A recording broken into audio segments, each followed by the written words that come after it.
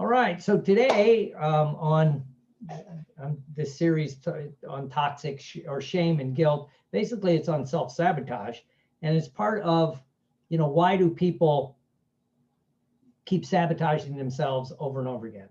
Last week we talked about, what is shame? What is shame? What's the difference between shame, and guilt? And there's different levels. And to me, it's just words. And again, being in neurolinguistics, we always talk about words.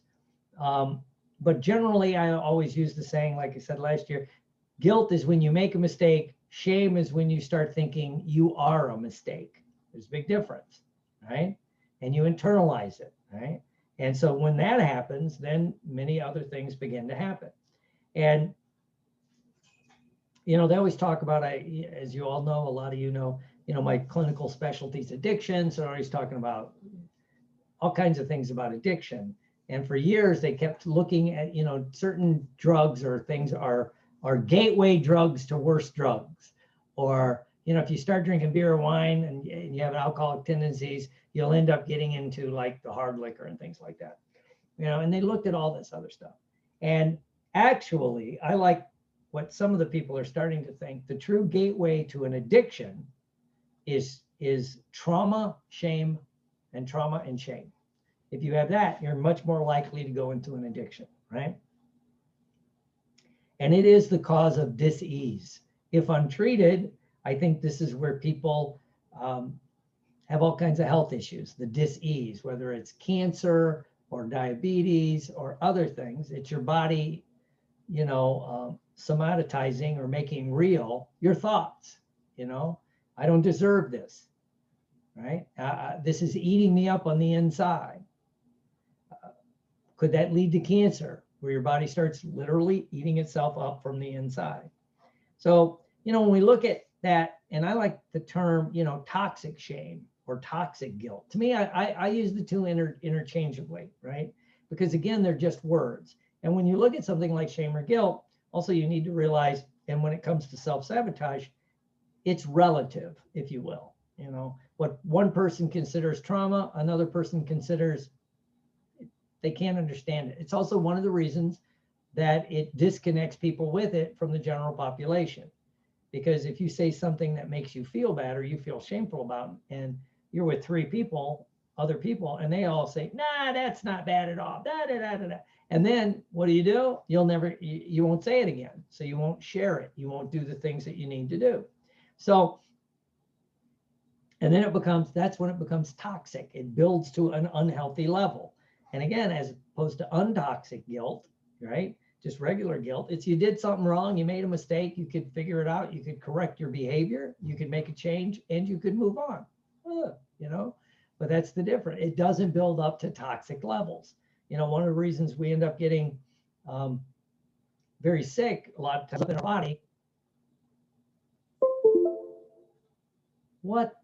I'm sorry, I had a glitch there. Hope everybody's fine. But toxicity builds up in our body, right?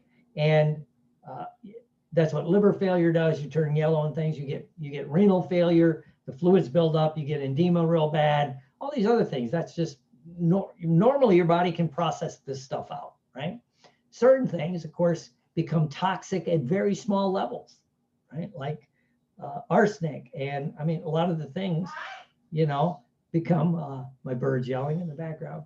So it's kind of fun. It's kind of interesting, right? So again, regular shame, regular guilt is actually kind of healthy, keeps us in check, keeps us from being crazy. But when you get into the next level where it becomes more toxic, at least this is my interpretation of it, right? Is it's a feeling you can't really put words on. It's a somatic experience in your body, usually down in your gut.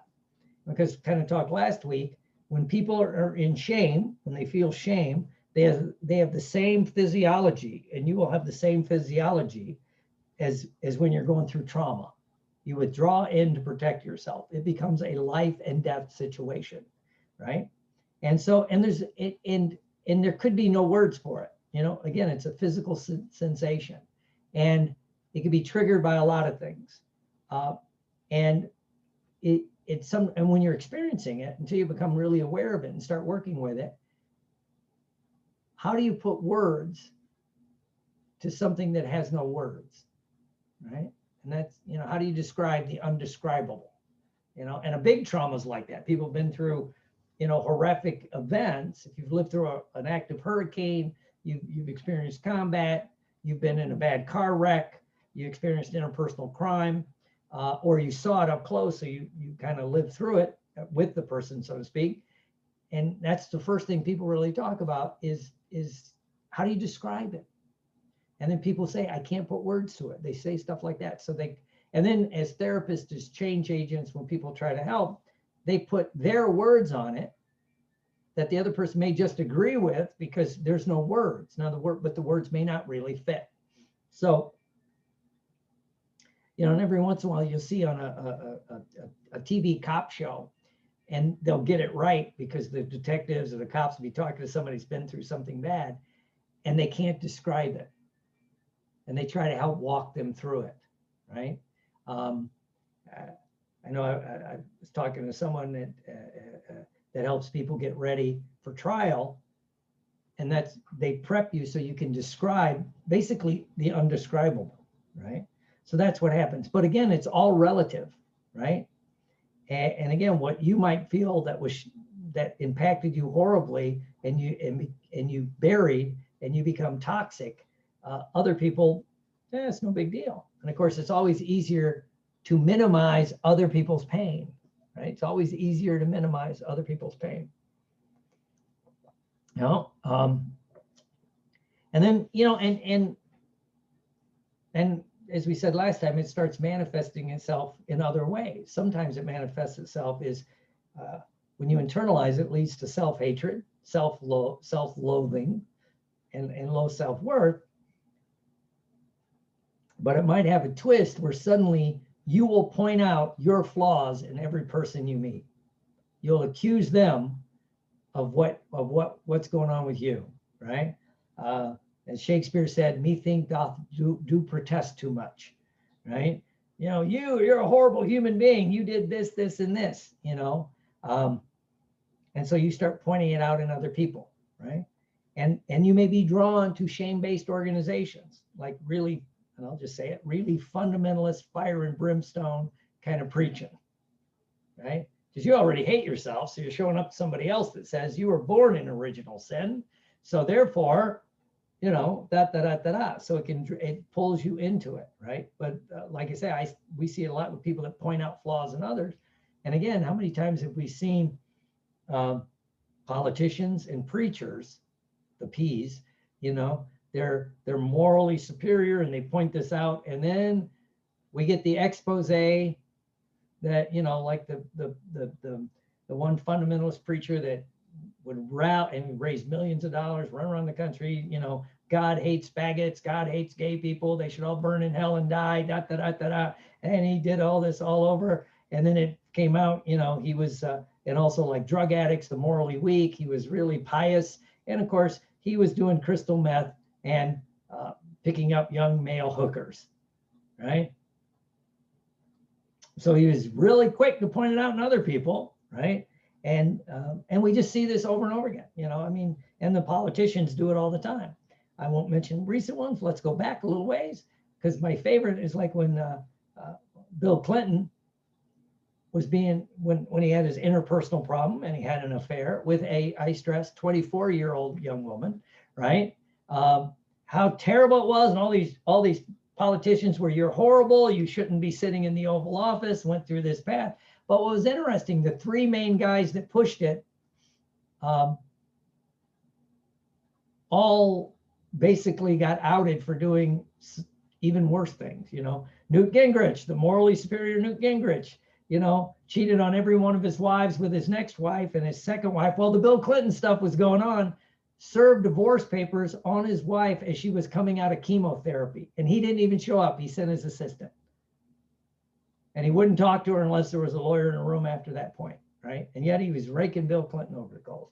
And the other one, of course, was Henry Hyde. He was the Speaker of the House and all that. Of course, he ends up serving 15 years for raping the young men that were his wrestlers, he was a wrestling coach, right?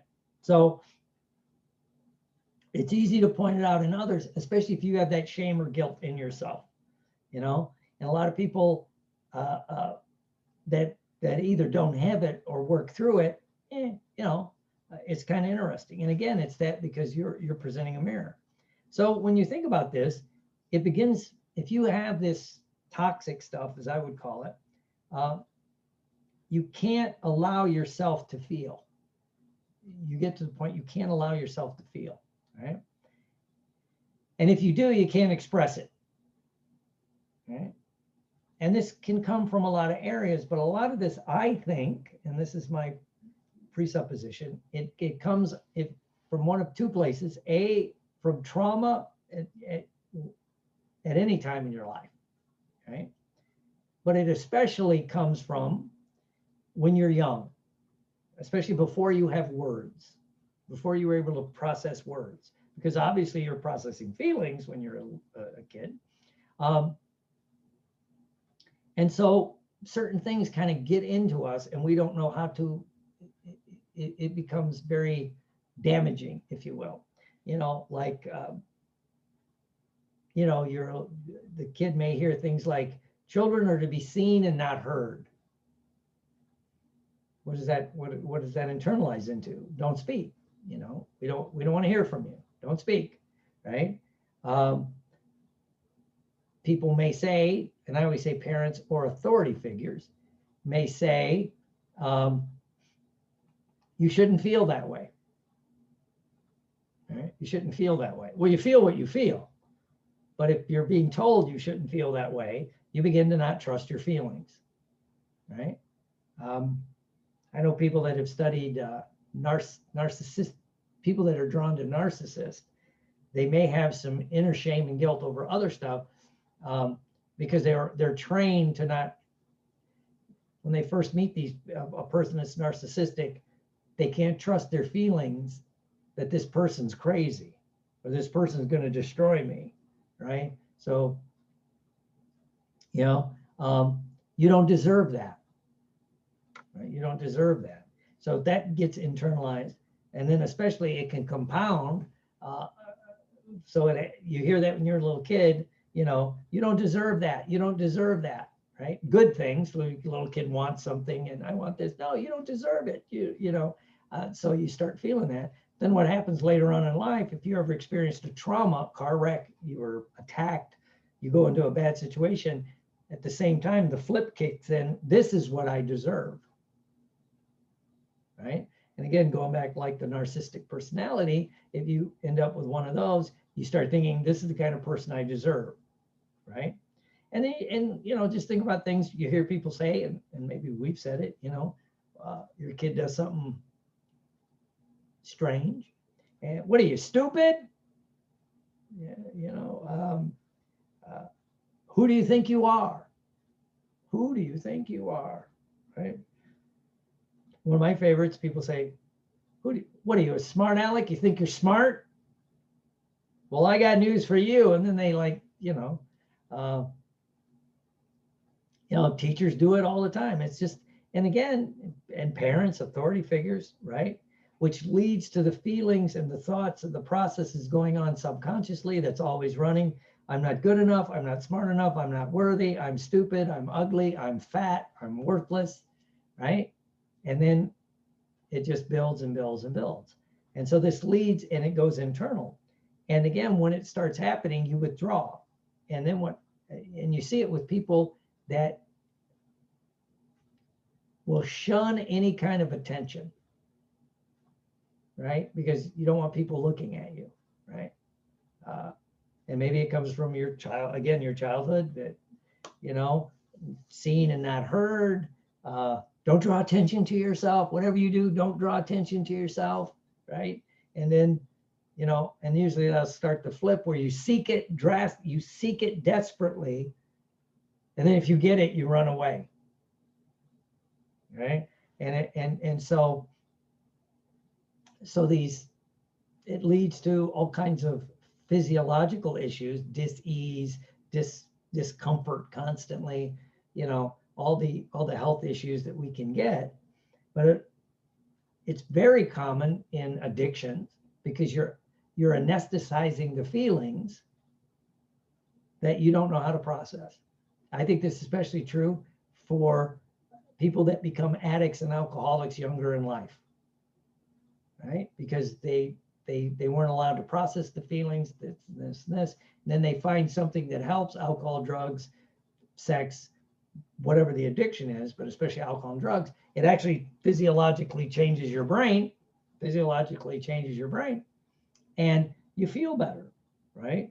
But it didn't really take away the feelings. And when that wears off, then you have guilt for the shit you did while you were drunk or high, or the things you did to get drunk or high, and it keeps the cycle. But again, if you don't feel worthy and it's constantly going, it develops that cycle, right? Which again, where this goes into, if we're going to tag it into self-sabotage of any kind, well, then once you start to get whatever it is you were really working toward, as you get close to it, you have to blow it up because A, I don't deserve it. I'm not worthy of it. B, you know, I don't really want that, you know, or you get almost there. That's where you see people sabotage. They get almost there and then decide to blow it up, thinking, I didn't really want that anyway, because they heard that, you know, as a little kid, they want this. You really don't want that. Yes, I do. Well, no, you don't. You really don't want that. Yes, I do. Right. So it leads to all that self-loathing and things like that. And so it starts that cycle that we've got to work to. So you'll blow it up, you'll self-sabotage. And again, if you don't feel worthy, you know, we could say all the right things, go where you're celebrated, not where you're tolerated. But if you don't feel worthy, you're not going to go there. And so you'll sabotage it. I see it in addictions where people start to get better. They start to get into recovery and become clean and sober, and they don't know how to process the feelings, and unless they're around people that can help them process the feelings, they end up going back to the addiction because it's the only thing they had to help them cope, right? And again, that could be alcohol, drugs, food is common. People, you know, they'll self-sabotage their diet. You know, I can't really look attractive. I can't, you know, do this, things like that. So it becomes the belief sets that runs in our heads. And so where do these things come from? Again, it happens in two ways. Number one is when you're a young child, before you really had verbal skills, and you start to get verbal skills, very basic verbal skills. So you had some words, but not enough. But you had feelings. And then people didn't help you, or they weren't capable. That's the way I like to look at it. They weren't capable of helping you process it out. That's why I've heard a guy give a talk on that shame is a multi-generational event. Your parents had shame, they're going to pass shame down to you, right? And then they're going to pass the shame down to you. I did a series on, you know, why the rich, royalty and the rich and famous, their children have a tendency to be more successful than the general population, right? It's because they grew up just expecting certain things, right? The best, the good things like that, right? But if you come from a different side, and not always, we see some bad shit, crazy people come from wealth and royalty, but it's a different mindset, right? But it's multi-generational. If your parents had it, you're going to have it. Don't stand out. Don't draw attention to us, right? And don't talk about this outside the family. You know, we don't air our dirty laundry. So you push it inside.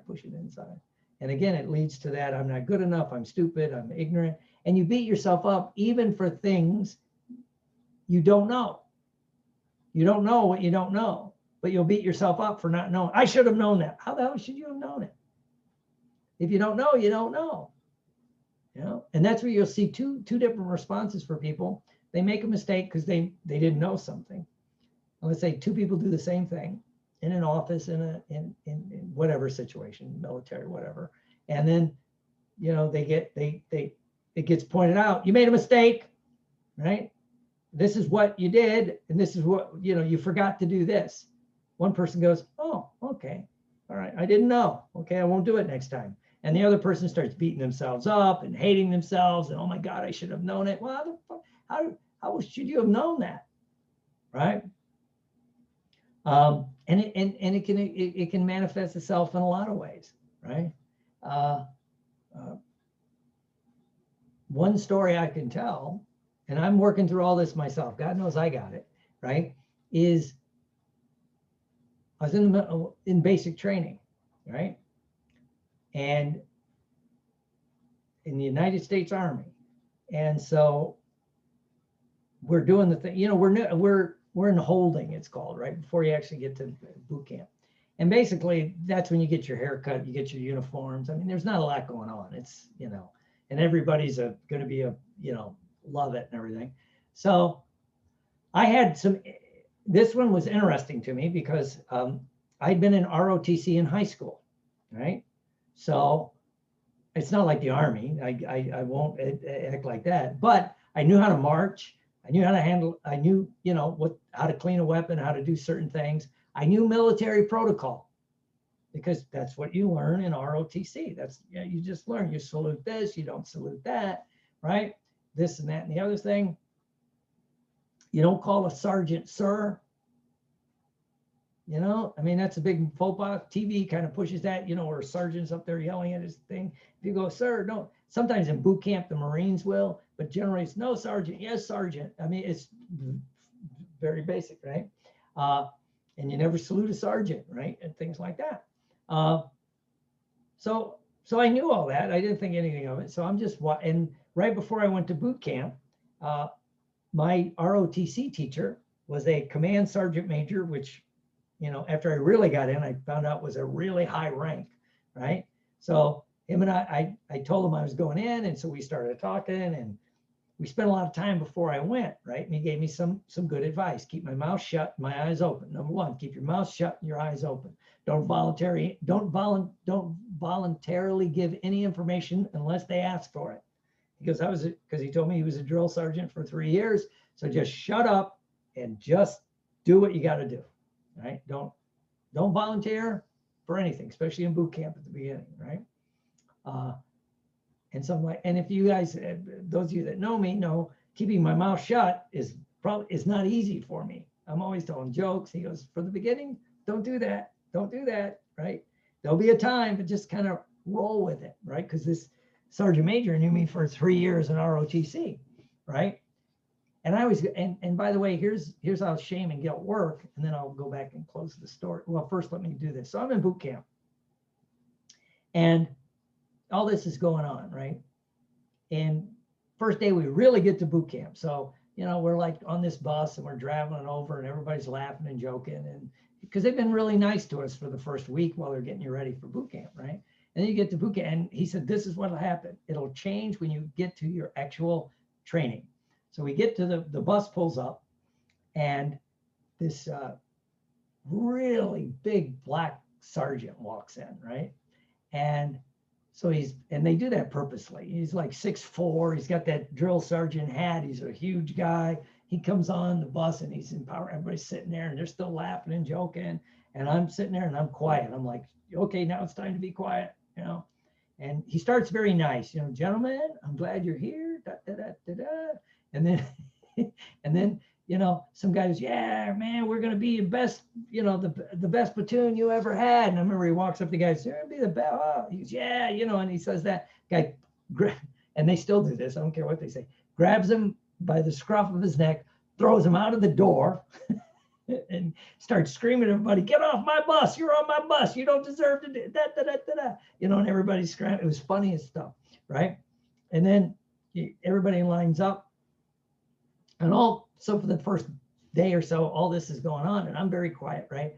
And we start marching, especially the next day. And I knew how to march because that's what we learned, left face, right face, to the rear march, double time. I knew all that. So, in my platoon of 36 guys, I was the only guy that knew how to march, and we'd been in it for a few days. And of course, when you first get there, they take the biggest guy and they make him your squad leader and your platoon guy, because that's where it works, right? And so I got yelled at for, why didn't you tell me you knew how to march? Things like that. And I'm like, Sergeant, you didn't ask. And, and then the other guy says, yeah, he's the only one that never called us sir and all this other stuff. Right. And so anyway, that night, after they made me platoon guide, I'm standing there and we're in the bay, and a couple guys are going, God damn it, I should have known this. And I'm like, did you have ROTC in high school? Did you learn how to march? No. Then why would you know it? I didn't know how to march, but well, you knew how, I should know how. That's when it starts that way, right? But manifesting, I'm beating myself up because I don't know something. We see it all the time. As I said last week, we judge our insides by their outsides.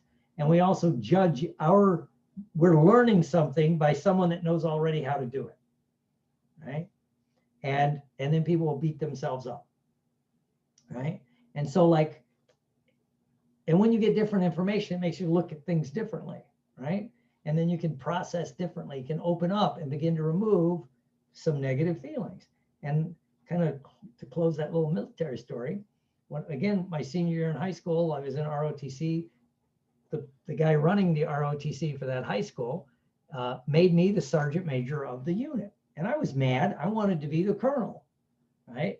And so I didn't say anything. I'm like, whatever. But I was kind of mad, right?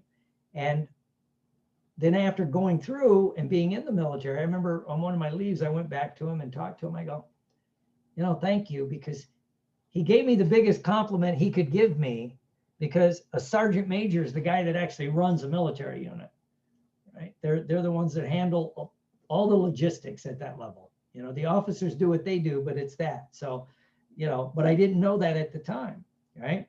And so that's what begins to happen. We begin to think we should know things we don't know. And so that's the biggest, is when you're young, you're getting information, and you withdraw. Your parents are authority figures, caregivers, whatever you want to say, teachers, that seen, not heard. Who do you think you are? You don't deserve that. Sometimes people are just mean. Let's face it, you're worthless. You're a burden on my life. My life would be better without you. I mean, when you hear that, you begin to internalize it. And the other time I think it can begin to happen is it can happen while you're in the womb. So you have especially, I don't know exactly what trimester it would happen, but I think quite young, you're a being, and you're forming, and you have feelings, you have sensations. Babies move, right? After, I forget what it is, 28 days, they start moving. And so there's this stuff going on, right? And they can feel the emotions of the mother. Right? That we know that now, right? I mean, it's passed through, and all the neurochemicals that are released when stuff's going on. And as much as we'd like to think, when your parents heard the news they were going to have a baby, that it was like a Hallmark movie and everybody had, cake and champagne, maybe it didn't quite process that way at the beginning. Now, I'm not saying your parents end up not loving you and doing that, but it's like, why now, right? Or how did this happen? Right? Because budget's tight, you're living in a 1-bedroom apart, walk up or whatever, and now you're going to have a baby. Oh my God, what do we get? So, maybe the kid, you begin to process some of those feelings even before you're born, right? And so next week, we're going to talk about, I think, things we can do to help some of this. But part of it is realizing, where it comes from. And it's endemic. It's endemic. It's cross-cultural. And again, people beat themselves up and carry it inside. So again, next week, we're going to talk about some techniques and tips for overcoming shame and guilt, and how to move beyond it, how to move on the dis-ease that shame and guilt cause, whether it's addiction or physical issues, things like that. So that's what we'll talk about next week.